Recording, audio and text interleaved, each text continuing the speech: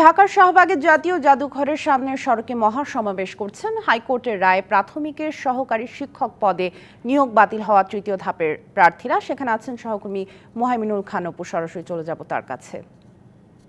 অপু, আন্দোলনকারীরা কি বলছেন বিস্তারিত জানাবেন।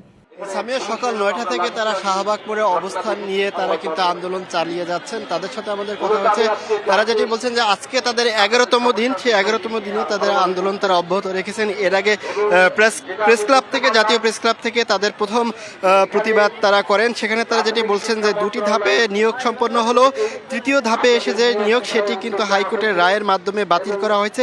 সেই রায়ের বাতিলের পুনর্বহালের দাবিতে কিন্তু তারা এই আজকেও 11তম দিনের মতো এই শাহবাগ জাদুঘরের সামনে, সেখানে কিন্তু প্রায় শতাধিক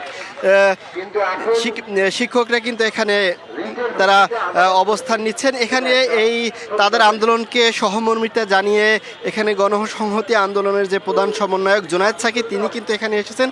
তাদের সাথে আমরা কথা বলেছিলাম। তারা যেটি বলছেন, এখন পর্যন্ত সরকার থেকে তাদের সাথে কেউ এসে যোগাযোগ করেনি। এর আগেও যখন আন্দোলন তারা চালিয়ে যাচ্ছিলেন, সেই আন্দোলনের সময় পুলিশের সাথে কিন্তু তাদের সাথে ধাওয়া পাল্টা দেওয়া হয়। আমরা একজন সাথে আন্দোলনকারীর সাথে কথা বলবো, যে একটু বলবেন আপনাদের এখন পর্যন্ত কেউ আপনাদের কাছে এসেছেন কিনা এবং কবে নাগাদ আপনারা আন্দোলন তুলে নেবেন।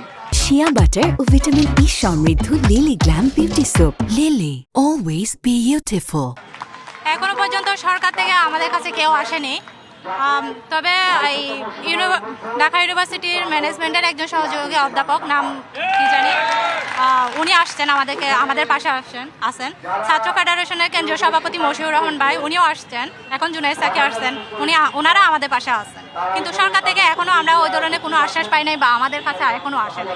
যদি দাবি না মানা পর্যন্ত কি আপনারা আন্দোলন চালিয়ে যাবেন? অবশ্যই। আমরা 11তম দিনেও কিন্তু ক্লান্ত হইনি। তার মানে আমরা আরো 11 বছরও আমরা এই ন্যায্য দাবি আদায়ের জন্য এখানে থাকতে রাজি।